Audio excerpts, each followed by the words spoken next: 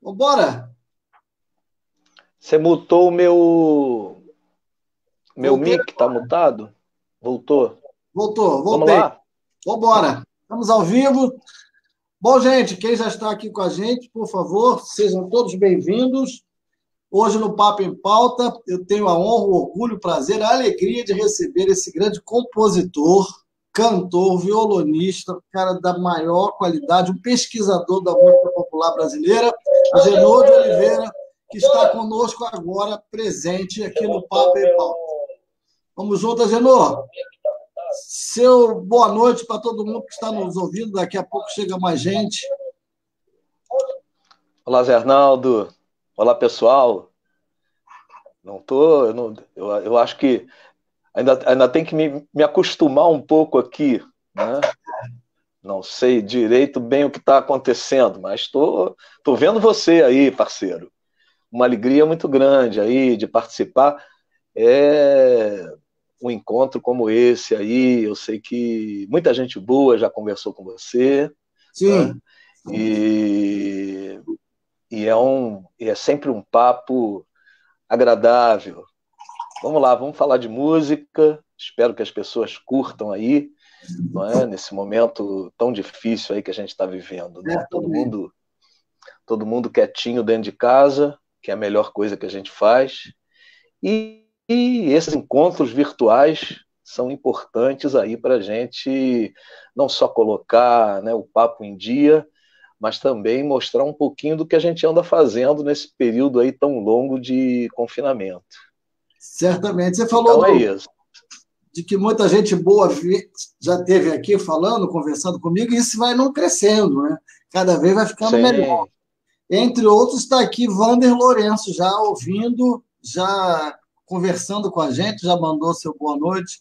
E quero dizer, para a ideia desse negócio, Agenor, é a seguinte: eu tenho a felicidade de ter vários amigos como você, talentosos nas artes, na poesia, na literatura, na música. E tenho outros amigos talentosos em outras áreas. Como todos nós dessa outra área, estamos carentes de música, de poesia, de literatura, de arte.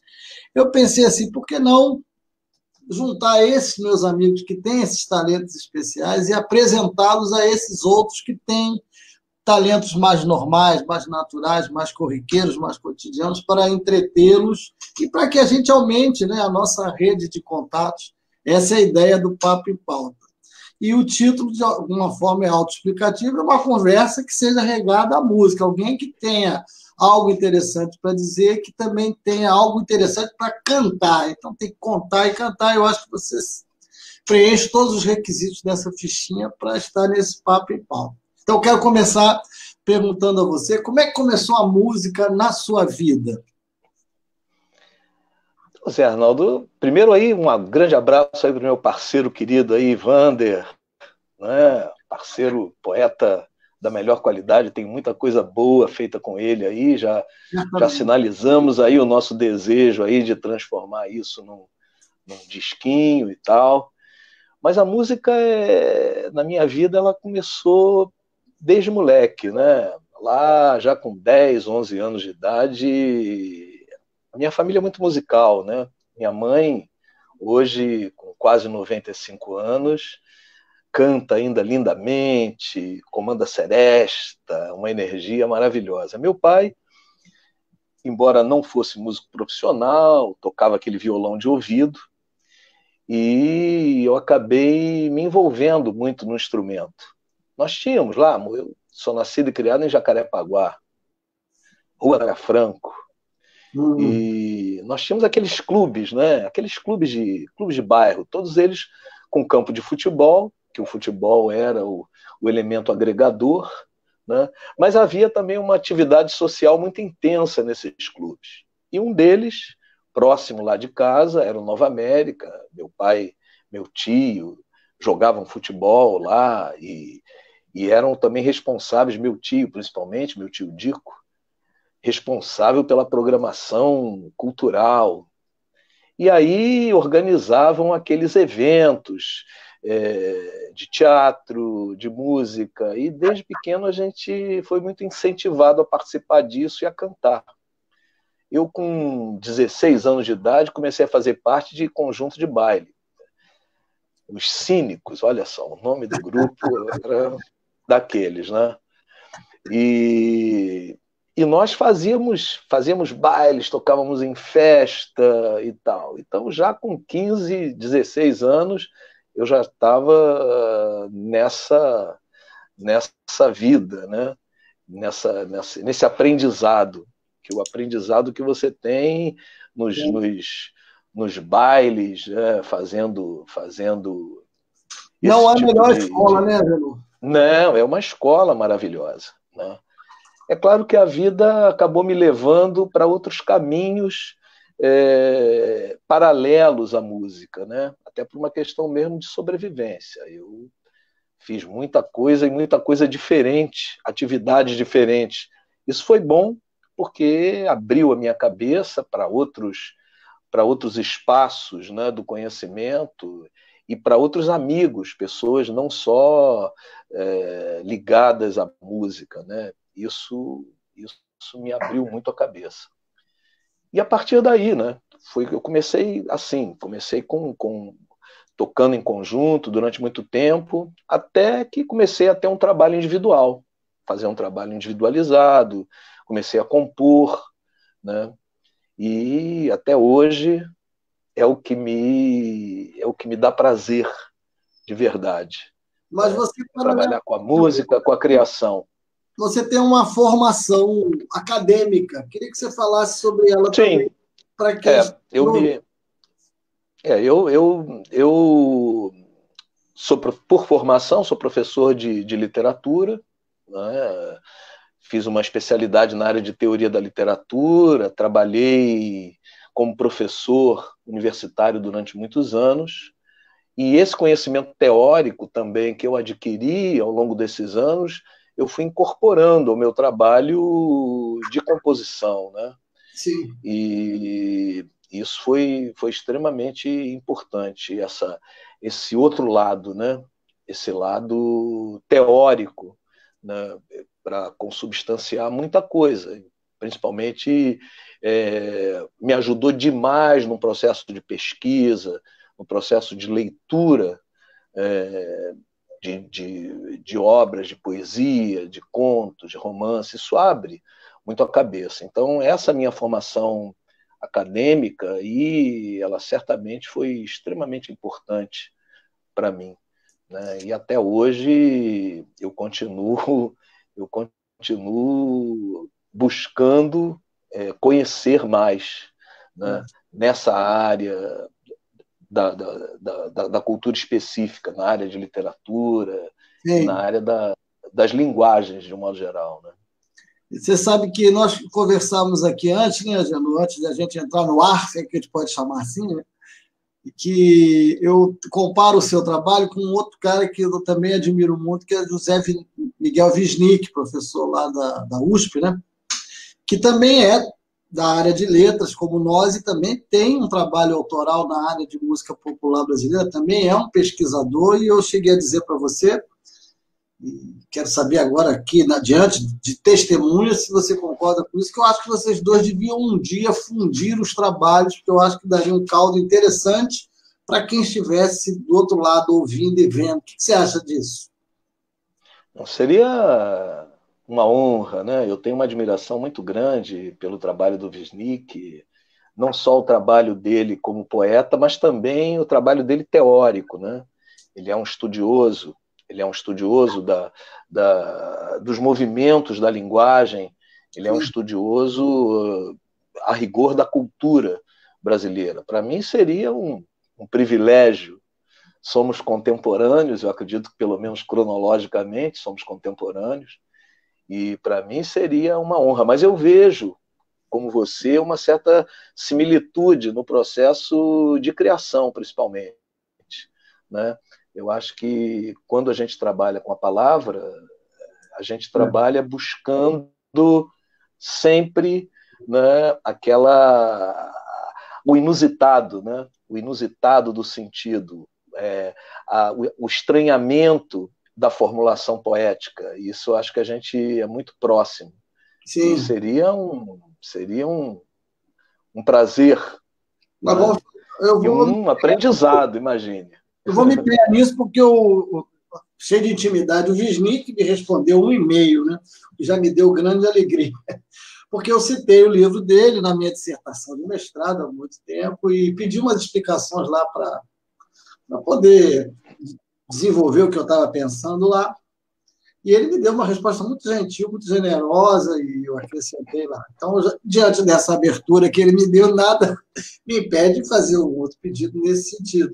Mas sabe o que eu acho, Agenu? É que eu acho que essa sua formação na área de letras, que eu acho que é o melhor curso que existe, não há outro curso que interfira mais nas nossas construções internas do que o curso de letras, talvez um outro que rivalize com isso seja a filosofia, mas eu acho que essa sua formação em letras é que lhe dá esse arcabouço para construir como você constrói a sua obra. Agora, o que me causa espanto é que você também faz melodia para letra, como a parceria sua com o Vander. Porque, sabendo da sua formação, a gente imagina que você só faça a letra, como é o caso do Wisnik, por exemplo. Ele, em geral, quando compõe letra, né, com os seus parceiros.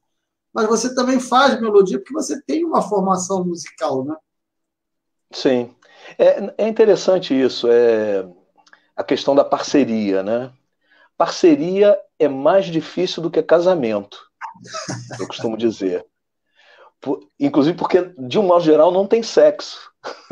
Então, você não tem como sublimar nenhuma diferença de nenhuma outra forma. Tem o sexo tântrico, né? Não, é evidente. É uma coisa muito mais né, do prazer, né, num sentido mais amplo, né? Mas a parceria tem isso. E eu tenho a felicidade de ter parceiros poetas, parceiros que e eu tenho, com meus parceiros poetas, são duas maneiras diferentes de trabalhar. Há alguns parceiros que me mandam a letra, como é o caso, por exemplo, do Rogério Batalha, que é um ótimo poeta, o Mário Santa Cecília, que é um outro grande poeta, o Vander Lourenço, grande poeta, né? Eu tenho, assim, poetas, letristas, que ou me mandam a letra pronta para eu colocar a melodia, né? E eu tenho alguns parceiros, alguns não estão mais aqui nesse plano espiritual, infelizmente, como o Delcio Carvalho, por exemplo. O Delcio Carvalho, eu mandava a melodia para ele e ele letrava, né? Era uma coisa diferente. Né? E eu tenho outros parceiros, por exemplo, eu tenho Paulinho Lemos, parceiro querido, que está lá na Europa há muitos anos. O Paulinho me manda a melodia para eu botar letra.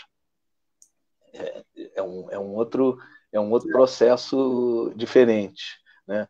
Tem um parceiro agora recente, querido, Amarildo Silva, do Cambada Mineira, para quem eu mando a letra, a poesia, e ele coloca a melodia. Você acha que o Vander ficou preocupado com essa parceria sua com o Amarildo? Eu acho que não. Eu acho que o artista, o compositor, ele tem que se prostituir nesse sentido, entendeu? Porque é um processo de enriquecimento. É uma prostituição benéfica, se a gente pudesse dizer assim. Adultério do bem, né? Porque é como se fosse um sultanato, entendeu? Quer dizer, todo compositor precisa de um harém. Mas ele precisa de um harém. Né? Você sabe da história do Vinícius, que era muito ciumento em relação aos parceiros, não é? Todos os parceiros são ciumentos, eu acho que todos nós. Eu morro de ciúme dos meus parceiros, principalmente quando eles fazem coisas melhores com os outros. E aí... Isso é...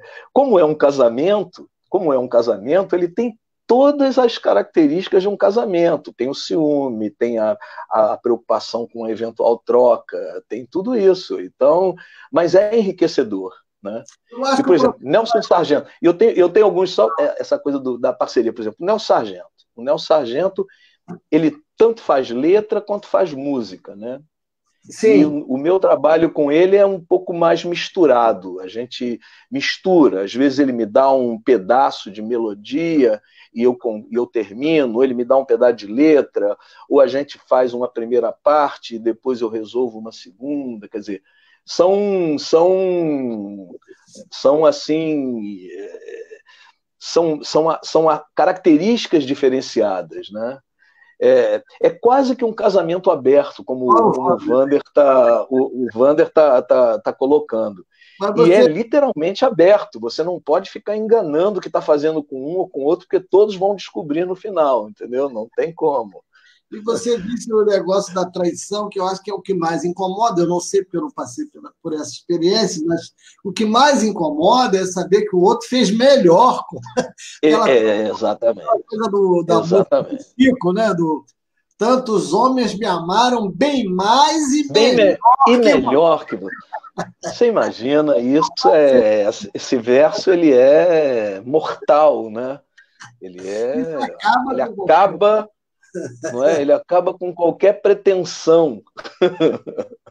Mas aí, Nelson Sargento, se você quiser agora cantar alguma coisa para nós, fica à vontade. Se não, queria levar esse caminho aí para o Nelson Sargento, que é uma pessoa...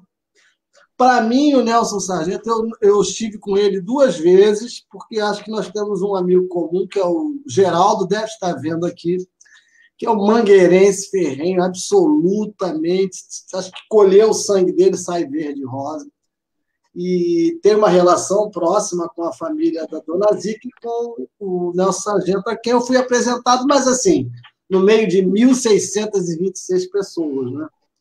E quando eu fiquei perto dele, assim, eu fico imaginando essa gente assim, tão importante na história da cultura popular do Brasil, eu fico meio sem saber o que dizer. Em geral, eu pago um mico, como aconteceu dessa vez com o Nelson Sargento. E você, amigo, parceiro dele, um cara maravilhoso, né? Depois eu queria que você falasse um pouco sobre o Nelson Sargento e matasse essa curiosidade. Como é um mito de verdade, em carne e osso? Isso é um dado extremamente interessante, né? Eu conheci o Nelson na casa do Guilherme de Brito. Isso tem muitos anos. O Guilherme, né, que era um grande poeta e um pouco enevoado, vamos dizer assim, pela presença do Nelson Cavaquinho. Né? Mas as melhores poesias das músicas do Nelson Cavaquinho são do Guilherme de Brito. É dele o tal do Tire o Seu Sorriso do Caminho, que eu quero passar com a minha dor. O Guilherme, eu falava para ele, assim, Guilherme, você não precisa escrever mais nada. Só essa já tá bom. Aliás, o Manuel Bandeira disse isso, né? É claro, e toda razão. Então conheci o Nelson no aniversário do Guilherme de Brito, e aí sentamos lado a lado e passamos a noite inteira namorando. Foi uma coisa assim, amor à primeira vista, entendeu? No final da noite ele falou para mim assim, você tem fax? Ah, eu tinha. E aí ele me mandou uma primeira letra completa pelo fax. Eu em 2 dias fiz a melodia e fiquei desconfiadíssimo que era plágio. E aí telefonei para ele e cantei pelo telefone. Quando eu acabei de cantar, ele fez um pequeno silêncio do outro lado e disse assim, canta de novo. Aí eu falei, caramba, não gostou. Resultado, eu cantei 3 vezes pelo telefone para ele. Depois da 3ª vez é que ele disse para mim, parceirinho, gostei muito. Pronto. A partir daí acertamos a mão. O Nelson é uma pessoa muito simples. Né? Vai fazer 96 anos agora, a gente A gente vai comemorar isso, já estamos planejando uma comemoração com todas as limitações do confinamento, mas vamos comemorar. E ele é um observador, da realidade externa. E é dessa realidade externa que, de um modo geral, ele tira os temas das músicas que ele escreve, inclusive com situações que ocorreram com ele mesmo, né? Por exemplo, o Samba Agoniza, Mas Não Morre, a marca registrada dele, né? Aquele grande sucesso que a gente chamava o carro-chefe, foi um samba que surgiu casualmente. Eu posso contar a história aqui rapidamente. Por favor. O Nelson chegou em casa depois de uma noitada daquelas, né? E depois de ter tomado todas também, quando chegou em casa, a esposa dele na época, a companheira dele na época, gripadíssima, estava com problema de saúde e tal. Quando ele chega em casa, a companheira fala para ele: mas Nelson, a essa hora, você chegando em casa, eu aqui doente, podia até morrer. Aí ele diz: que nada, falou o nome dela. Você agoniza, mas não morre. Essa foi o verso. Aí ela vira para ele: e ainda vem fazer samba com a minha cara? Pronto. Deu um mote. E ele escreveu: samba agoniza, mas não morre, alguém sempre te socorre antes do suspiro derradeiro. É isso, Nelson tem essa agilidade mental, ele ainda mantém agora aos 96 anos. A gente continua trabalhando, continua construindo músicas novas. Estamos aí, eu estou produzindo junto com o Paulão Sete Cordas, um querido amigo, parceiraço, um irmão. Estamos produzindo um disco novo do Nelson, que vai ser inéditas, só com inéditas, músicas, parcerias minha com ele, né? Parcerias nossas, assim, um disco de inéditas que vai coroar, eu acho que esses 96 anos aí de existência deles. Certamente. Tivemos que dar uma parada, a gente já havia começado, já temos 5 bases já iniciadas, né? É um disco para 12 ou 13 faixas, provavelmente, ainda estamos viabilizando isso. Temos 30 músicas, um balaio de 30 músicas inéditas para escolher. Quer dizer, começamos, né, antes da pandemia, conseguimos colocar 5 bases, essas 5 bases já estão lá, e quando voltarmos, né, aí essa normalidade, entre aspas, que eu acho que vai ser uma normalidade entre aspas, quando voltar, vamos retomar esse trabalho. Então bota uma do Nelson para a gente, ou sua, por favor. Vou mostrar então aqui. Fala. Tem uma canção muito interessante chamada Sinfonia Imortal, que está no disco mais recente dele, que eu também produzi, chamado Versátil. Está em todas as plataformas digitais, quem procurar lá vai achar. E aí, nesse disco Versátil, nós temos uma composição chamada Sinfonia Imortal, e a história dessa música é o seguinte: o Nelson me deu a segunda parte, letra e música, e falou para mim assim: parceirinho, agora faz a primeira parte. Quer dizer, ele me deu o final e pediu para que eu fizesse o início. Você vê como ele é legalzinho comigo, né? Ele me deu assim, ó: quando o amor desafina as notas que predominam, saudade e desilusão. Mas se o maestro é de fato, põe na pauta um pizzicato, resolve a situação. O que eu desejo, afinal, é fazer das nossas vidas uma sinfonia imortal. Aí, Bom, aí eu fui fazer o início e fiz assim. Nós dois somos um naipe de orquestra, raios de sol pela fresta, nas partituras do amor. Surgiu no brilho dos instrumentos, feito uma sombra, um lamento, um compor. Jamais acordalado destino fez nosso amor peregrino, vagando em acordes vãos. E a paz era perfeita harmonia, até que chegou o dia da gente fora do tom. Aí emenda na parte dele, né? Quando o amor desafina as notas que predominam, saudade e desilusão. Mas se o maestro é de fato, põe na pauta um pizzicato,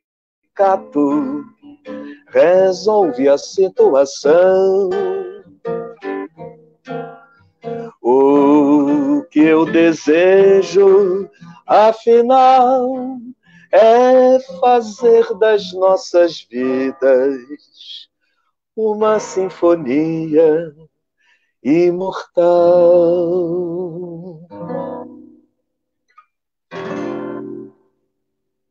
É isso aí, Sinfonia Imortal. Uma música que eu gosto demais, demais, demais, porque foi, não é, uma parceria daquelas, né, de dar tudo certo. Não é muito fácil de fazer, mas quando há uma sintonia, né, quando essa energia entre os parceiros funciona bem, as coisas acontecem aí com facilidade. Mas, Zé Arnaldo, então, fiquei solto aqui, hein? Cuidado, eu fico solto, eu acabo tocando mais uma, hein?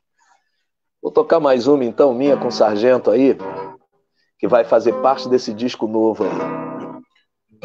É quase que um samba autobiográfico, assim. Ding-ding-dong, ding-ding-dong, ding-ding-dong, ding-ding-dong, ding-ding-dong, ding-ding-dong, dororém. Ding-ding-dong, ding-ding-dong, ding-ding-dong, ding-ding-dong, ding-ding-dong, ding-ding-dong, dororão. Não sou tati-bitati, faço biscate quando alguém me chama. Sou pintor de paredes e, como vedes, enfrento um drama. O samba é meu esporte, lá na Zona Norte no fim de semana. Para meu sustento, pinto apartamento em Copacabana. No barraco a nega dispensa manteiga, leite e carne também. Sempre bem-humorada, diz a criançada que isso não faz bem. Chego à noite cansada, a nega faz um ensopado de rã com jiló. Sento num tamburete como o meu banquete, num fôlego só. Não sou tati-bitati, faço biscate quando alguém me chama. Modéstia à parte, eu tenho fama, sou pintor de paredes e, como vedes, enfrento um drama bem pior que pulga em cama. O samba é meu esporte, lá na Zona Norte no fim de semana.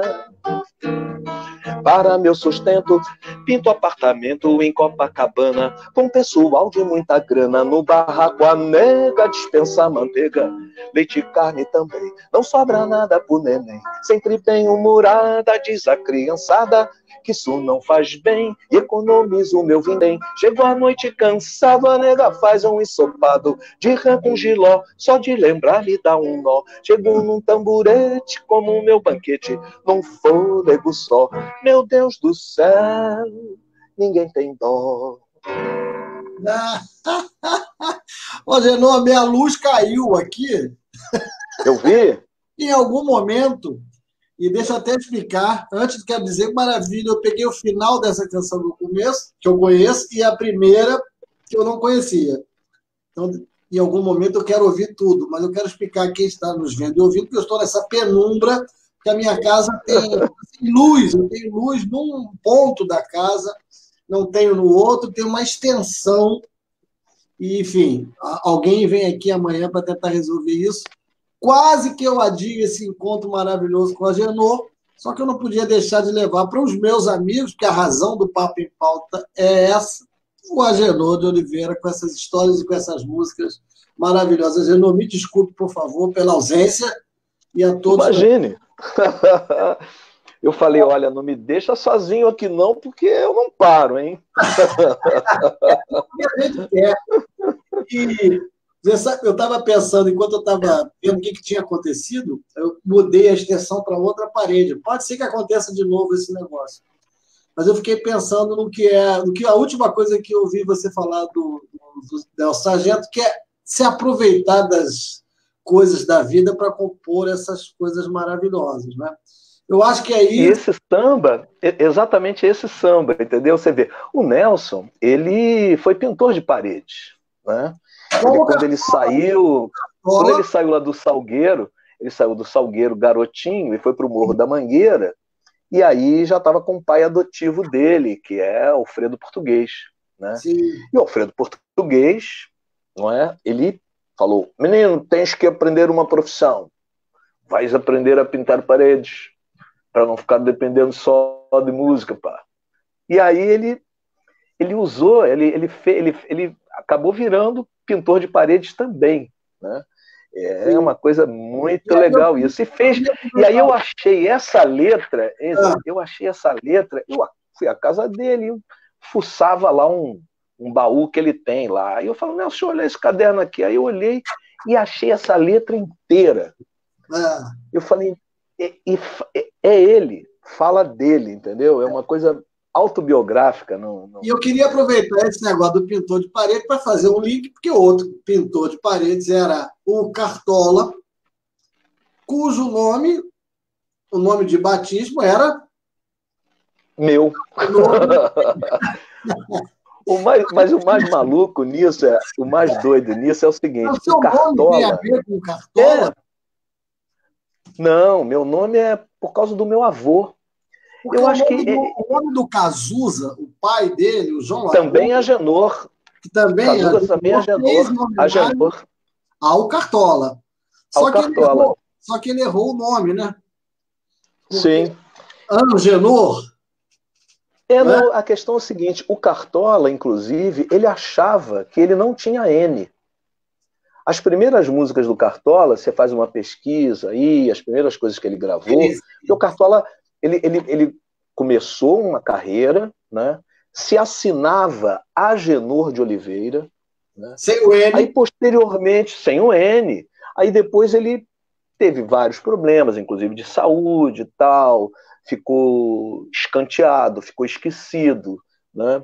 Foi encontrado tomando conta de carro, lavando carro, entendeu? Quer dizer, e aí retomou a carreira. Que pelo Stanislau Ponte Preta, não é? Exatamente. O Stanislau, quando viu o Cartola, falou, ué, o que você está fazendo aí? E ele estava lá, ganhando a vida, né? Ganhando a vida. Mas ele descobriu que ele era Angenor quando ele ficou viúvo, né? E ele foi ao cartório para poder resolver coisas, e lá, ele procurando por Agenor, o cartório não achava. Aí verificaram lá e viram, olha, o seu nome não é Agenor, seu nome é Angenor. Aí, a partir daí, ele passou a se assinar como Angenor. E Cartola, porque ele usava uma cartolinha de jornal na cabeça para poder se proteger da tinta quando ia pintar, essa coisa toda. E aí ficou aquele negócio, Cartola, Cartola, Cartola. Esses apelidos são ótimos. É igual Monarco. Quer dizer, Monarco devia ser monarca, né? Mas ele achava que monarca era feminino. Então era monarco masculino. Entendeu? É muito interessante. Na popular brasileira em monarcas, você tem uma relação muito estreita com um amigaço do Agenor de Oliveira, do Angenor, o Cartola, que era o Noel Rosa. O Noel foi apresentado, segundo alguns biógrafos dele, a esse samba que ele depois veio a difundir pelo Cartola, né? Então, fala dessa sua relação com o Noel.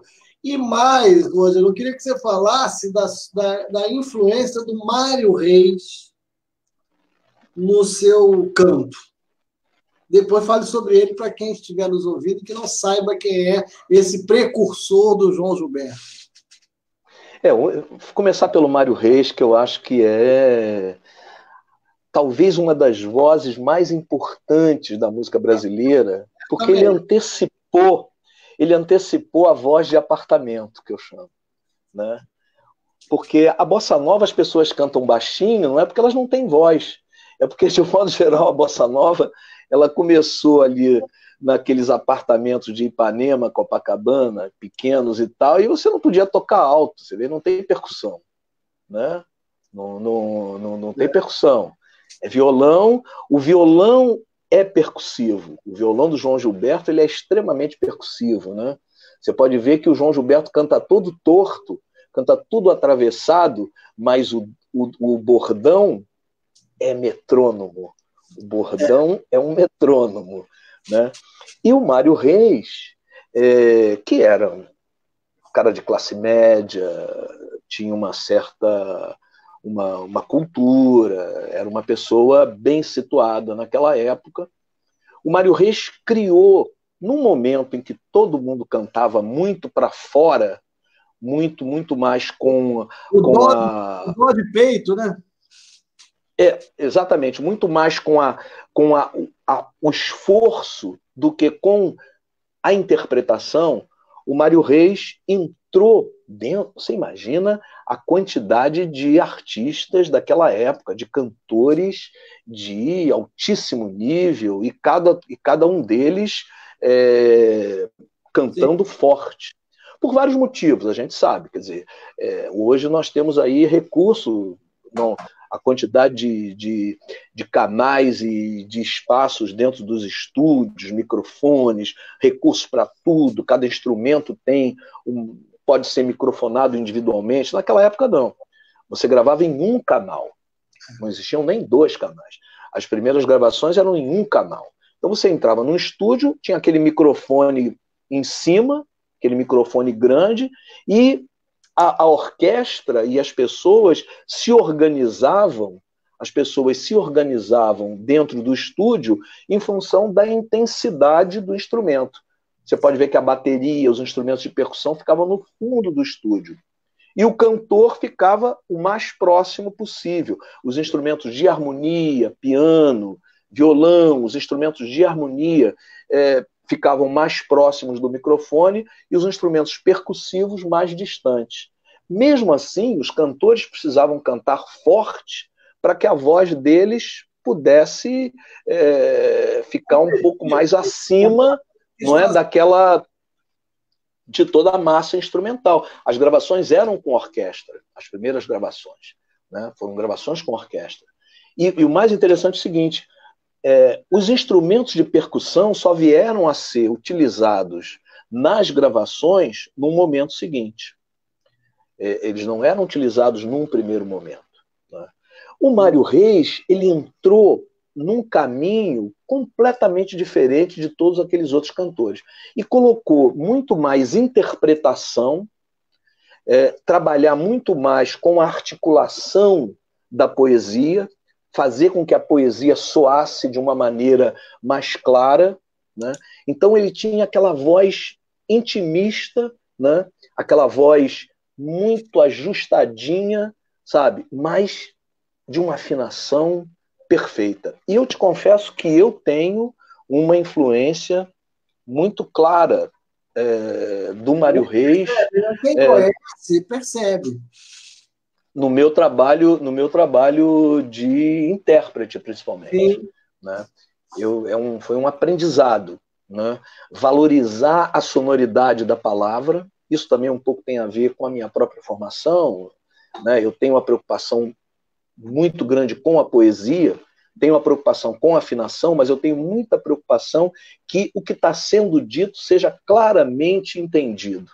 E aí você tem que ter boa articulação, boa afinação, e você não pode jogar muito para cima, tudo muito para cima, porque quanto mais agudo, quanto mais alto, você cria um certo distanciamento de quem escuta. Quem escuta, se está muito alto, a tendência é você afastar um pouco mais, isso acaba comprometendo, às vezes, a própria compreensão. Mas o Mário Reis tem uma influência fundamental no meu trabalho de intérprete, e o Mário Reis teve uma importância muito grande na vida do Noel, também como intérprete de muita coisa do Noel.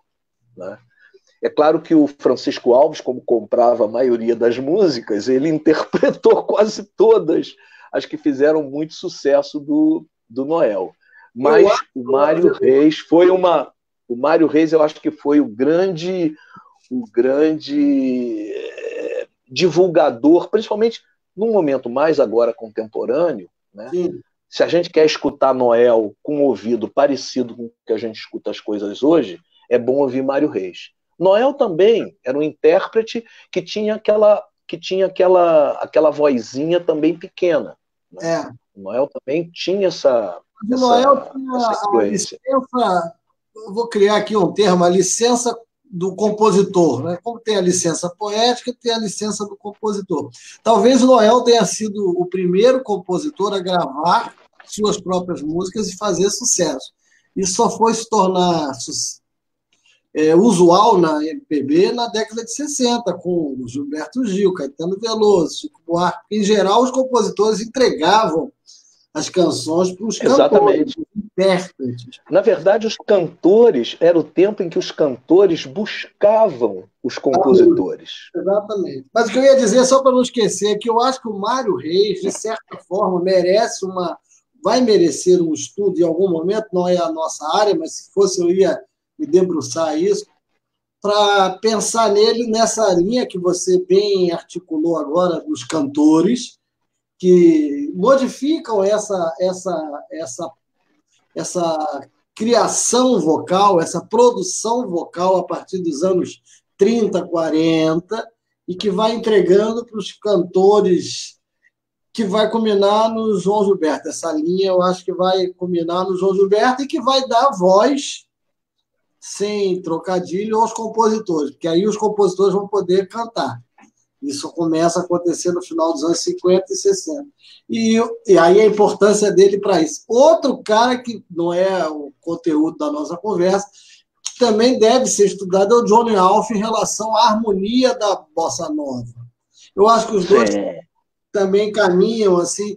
Acho que os dois são muito subestimados. Tanto o Mário Reis no canto, quanto o Johnny Alf na harmonização, a importância dos dois para o canto e para a harmonização, o que vai resultar na bossa nova, mas é outro papo mais maluco. Então, fala do Noel Rosa agora.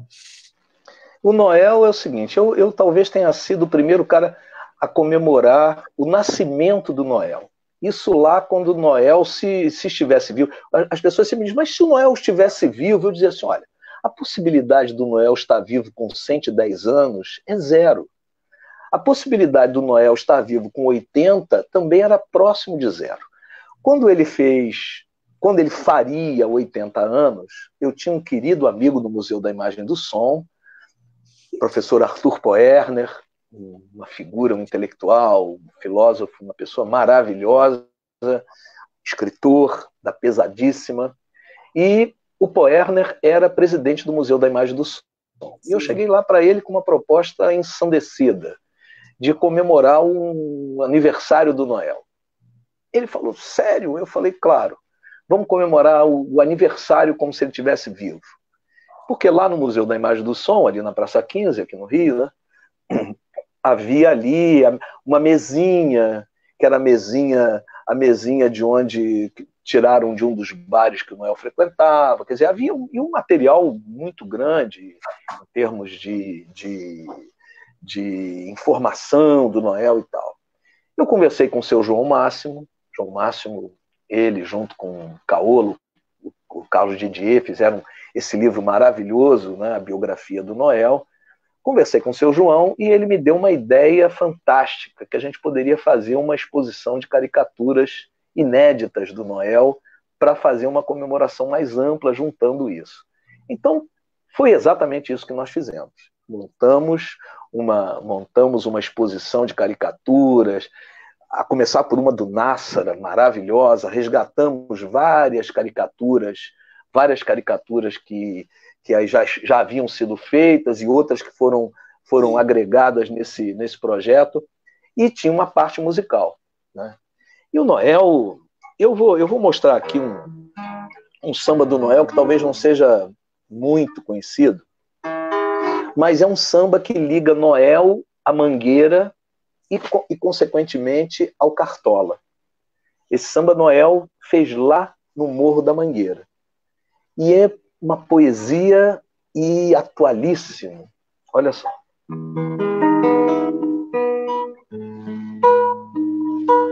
Lá no Morro de Mangueira, bem em frente à ribanceira, uma cruz a gente vê.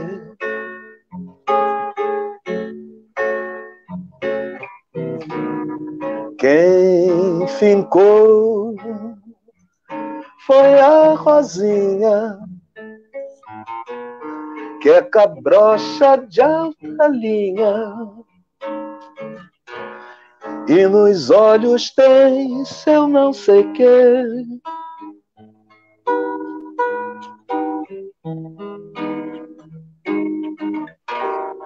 Numa linda madrugada, ao voltar da batucada, para dois malandros olhou a sorrir.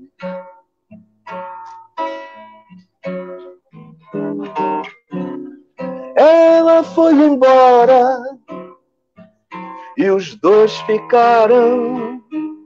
Dias depois se encontraram para conversar e discutir. Lá no morro, uma luz somente havia. Era a lua que a tudo assistia. E quando acabava o samba, se escondia.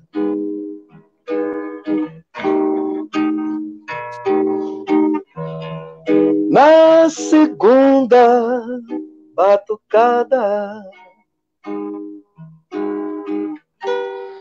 disputando a namorada, foram os dois improvisar. E, como em toda façanha, quando um perde, o outro ganha. Um dos dois parou de versejar e, perdendo a doce amada, foi fumar na encruzilhada, passando horas em meditação.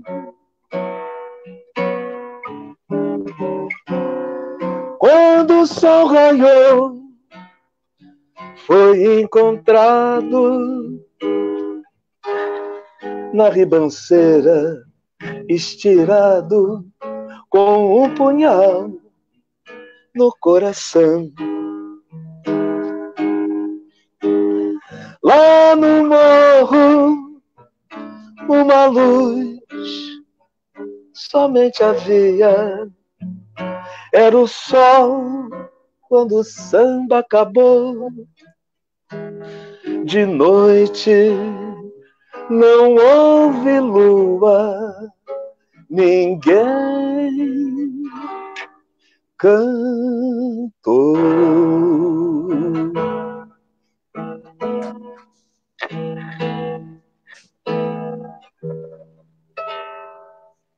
Pô, Noel Rosa, né? Não é? É lindo esse samba, eu acho. Noel da Mangueira, né? E a história, né? A história é fantástica. Narrador, ele é um narrador completo, né? Eu acho, Agenor, que assim, tem uma época, até uns 10 anos, eu estava num evento em que se fez, não, lembrei agora, em 2010, no centenário do Noel, eu estava num grupo que acompanhava o Rui de Carvalho nas efemérides para o centenário. E tocamos ali na 28 de setembro, em frente ao bar do Petisco, naquela encruzilhada. Aquela estátua lá, tinha aquela estátua lá, aquele busto lá do Noel, né? Maravilhosa, aquela multidão.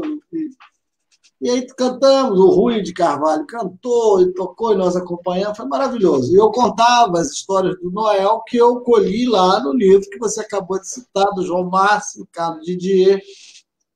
Foi maravilhoso. Bom, descendo dali, nós vamos tomar uma cerveja ali num dos patrocinadores, que era um dos bares em volta, e o cara falou assim, poxa, mas o Noel, as músicas têm essa levada assim e tal, né? Tentando de alguma forma desmerecer, né? Porque... E aí eu conversando com ele, e eu falei para ele assim, rapaz, isso aí é igual a bater a falta por sobre a barreira. Hoje qualquer um faz, treinando a barreira a 11 metros, o goleiro de um lado e todo aquele lado, o cara com mínimo de habilidade, treinando, bate por cima da barreira, a bola vai no ângulo e ela vai morrer ali e não dá tempo do goleiro, qualquer tamanho que ele tenha, para sair de lá e chegar lá do outro lado. Mas quem inventou esse negócio foi o Didi. Daí a folha seca.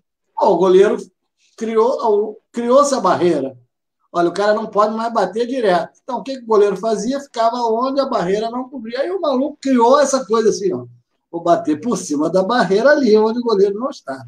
E da mesma forma, outras coisas. O Noel inventou esse negócio, que a gente repete desde lá daquela época, assim como o Ismael Silva, assim como Cartola, esses caras construíram esse gênero, que é o samba, que quem se dispõe a fazer esse negócio tem lá uma gramática, e essa gramática foi construída, entre outros, mas sobretudo pelo Noel. Você acha que tem a ver isso?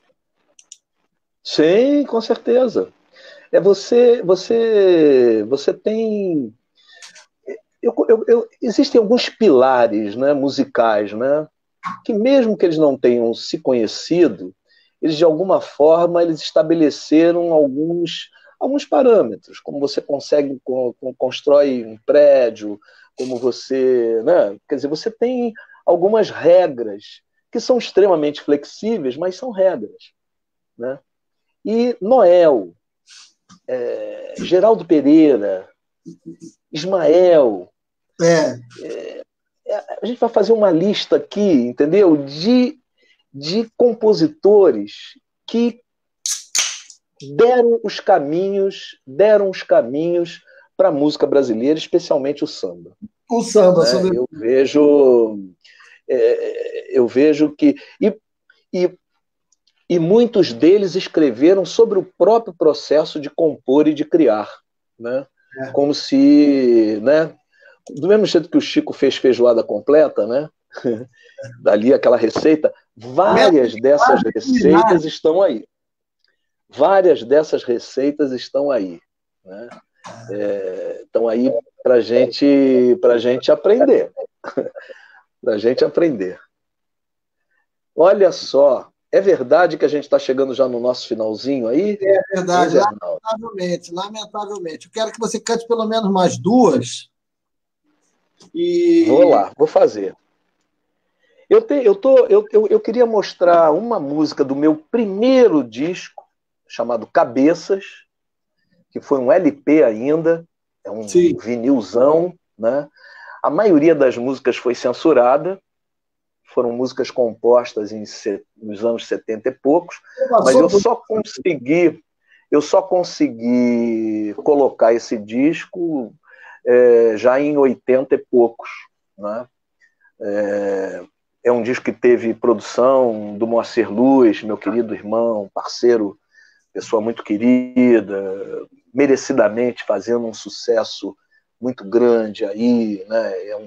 É um trabalhador da música. Eu conheço bem o Moacir, conheço bem a trajetória dele, todo o trabalho que ele... Aqui atrás, o Samba do Trabalhador é aqui atrás. Então você está bem, tá bem cercado. Né? Eu sou não são pontos, eu chamo de pontos cardeais para chegar à minha casa. Aqui atrás está o Samba do Trabalhador, ali na frente está o Salgueiro. Aqui está a igreja de São José e lá de Santo Antônio. Quem estiver no Rio de Janeiro, na Zona Norte, sabe onde eu estou. E com a vantagem, você está bem protegido também aí. Olha só, aí uma proteção adicional. Mas, então, esse primeiro disco teve a produção do Moacir Luz e do Fernando Merlino, que é um pianista maravilhoso, querido, né? E foi nesse primeiro trabalho que eu tive também um prazer muito grande de conhecer o Paulinho Lemos, o Serjão Cruz, né, que é um querido, e vários outros, Márcio Alac, músicos assim, da pesadíssima. E nesse disco teve uma música que ficou durante algum tempo, vamos dizer assim, não podia ser mostrada. E eu fiz inocentemente essa música para um filho. Se eu tivesse um filho homem, ele chamaria Pablo. Não tive nenhum filho homem. Tenho duas filhas mulheres, Priscila e Paula. Né? E Paula, né, quando teve o primeiro filho, menino, eu tenho 5 netos. É chique, né? Tenho 5 netos. E esse meu neto chama Pablo. E essa canção que eu fiz em homenagem ao Pablo Neruda, né, e também em homenagem a uma entidade espiritual chamada Paulo, e também para esse meu neto. Vou mostrar aqui Pablo, e eu não sei por que os caras não deixavam tocar. Olha só. É uma guarânia. Pablo, yo te quiero, pueblo, yo te quiero, Pablo, yo te quiero. Pablo, yo te quiero, pueblo, yo te quiero, Pablo, yo te quiero.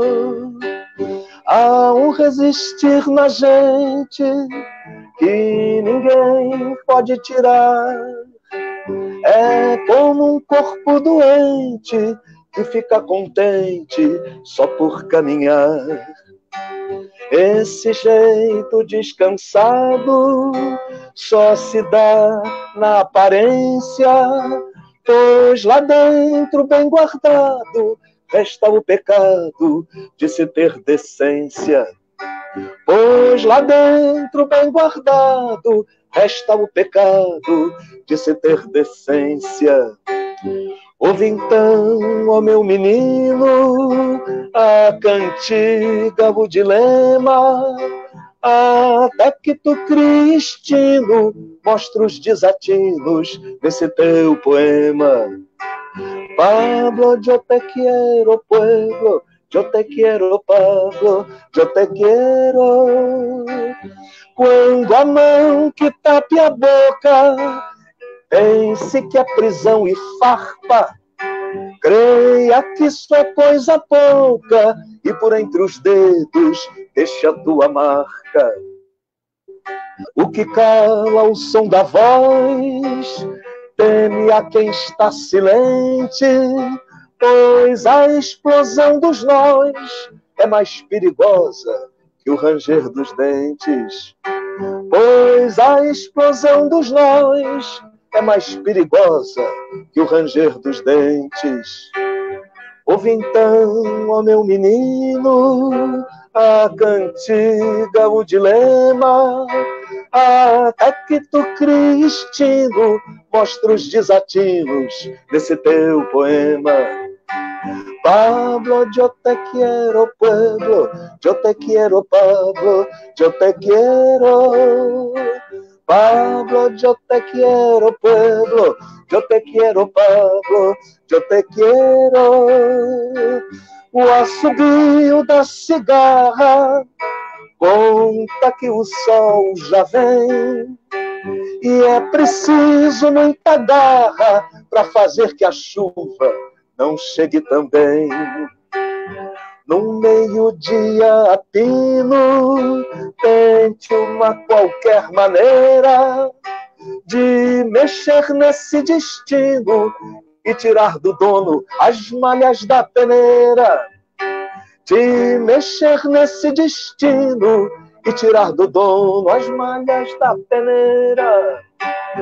Ouve então, ó meu menino, a cantiga, o dilema, até que tu crie instinto, mostra os desatinos desse teu poema. Pablo, yo te quiero, pueblo, yo te quiero, Pablo, yo te quiero. Pablo, yo te quiero, pueblo, yo te quiero, Pablo, yo te quiero. Sensacional. Sensacional. Nós estamos falando aqui do Devolvo Neruda, que você me tomou e que nunca leu, né? Exatamente. Essa é obrigatória nos anos 70, né? Pablo Neruda. Agenor, infelizmente, a gente está chegando naquele momento que eu te falei, e eu quero até falar para a galera que está nos assistindo que a gente tem umas limitações nessa transmissão dessa plataforma, que manda umas mensagens assim quando está quase acabando. Não pela qualidade da conversa, porque a gente ficava aqui para sempre. Então, Agenor, muito obrigado pelo convite. A gente não teve oportunidade ainda de estar juntos presencialmente, carnalmente, mas nós somos amigos porque temos amigos em comum diversos. E demora o seu trabalho e agradeço muito por você ter participado desse Papo em Pauta. E a minha intenção sempre é essa: levar pessoas como você, que têm o que dizer, que têm o que cantar, para esses meus outros amigos que labutam em outras áreas, que gostam de ver, de ouvir e de cantar junto com quem tem talento como você. Muito obrigado. Fala o que você quiser falar, canta o que você quiser falar, até o programa expulsar a gente. Obrigadão, meu irmão. Um beijo. Foi maravilhoso. Fica à vontade. Aí, ó, todo Zé mundo. Arnaldo, agradeço muito a você, agradeço muito aí a todas as pessoas que estão nos acompanhando, né? Quem quiser ouvir mais um pouquinho da minha música, eu estou aí em todas as plataformas digitais, é só coloca meu nome lá e me acessa, que vai achar. Tem muita coisa bem interessante, né? E eu espero que as pessoas tenham curtido, né? Espero que elas tenham gostado. E vou mostrar aqui para fechar, um samba ainda inédito, novíssimo. Chama Parece, Mas Não É, uma parceria minha com LS Cruz, o Serjão, e tem um pouco a ver com isso tudo que a gente está vivendo. Vou mostrar, vamos ver. E já me despedindo, agradecendo a todos, agradecendo a você, maior prazer. Um beijo a todos aí. E assim, olha.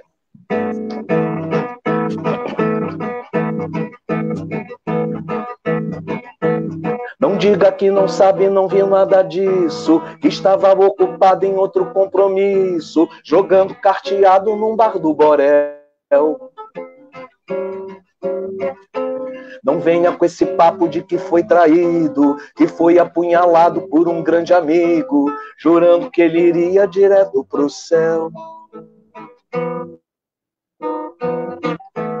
Não venha com essa história que foi cloroquina, o acordo do contrato era com gente fina, que nunca teve conta no exterior.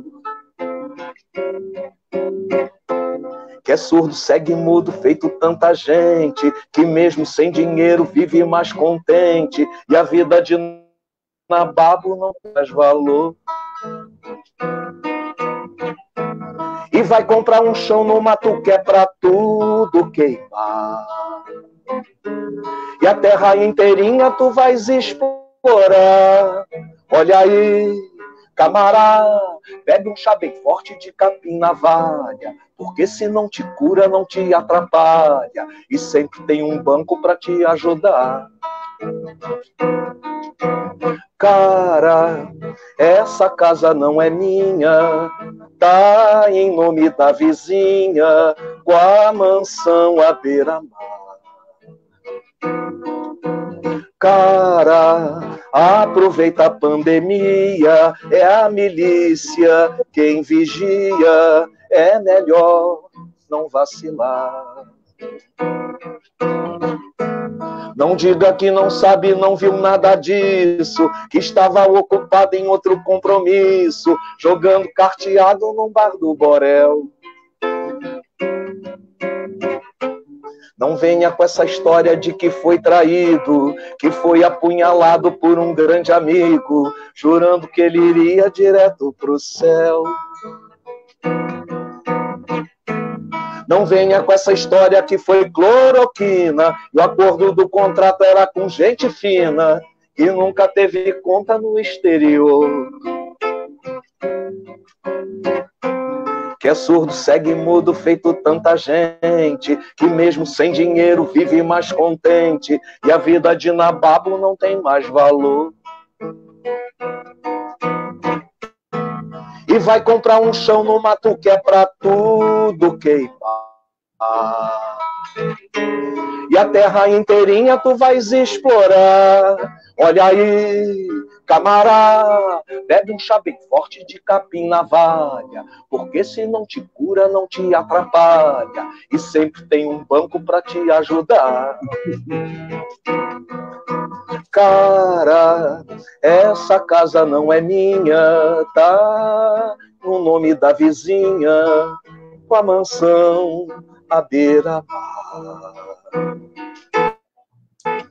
Cara, aproveita a pandemia, é a milícia quem vigia, é melhor não vacilar. Oh, oh, oh, oh, oh. Muito bom, Agenor. Obrigado, irmão. Foi maravilhoso. Quero aproveitar aqui a audiência imensa que a Agenor nos trouxe para convidar quem está aqui para estar de novo amanhã no projeto Literatices. Eu, professor Wander Lourenço, vamos entrevistar Tavinho Paz, o grande poeta, o Arnaldo Brandão, o grande compositor, um outro projeto, Literatices. Agenor, maravilhoso, como sempre. Obrigado, irmão. Vou desligar aqui, ó. Beijo. Beijo grande, muito obrigado, um maior carinho. Obrigado. Tamo junto, sempre. Obrigado, gente. Força aí. Tamo juntos.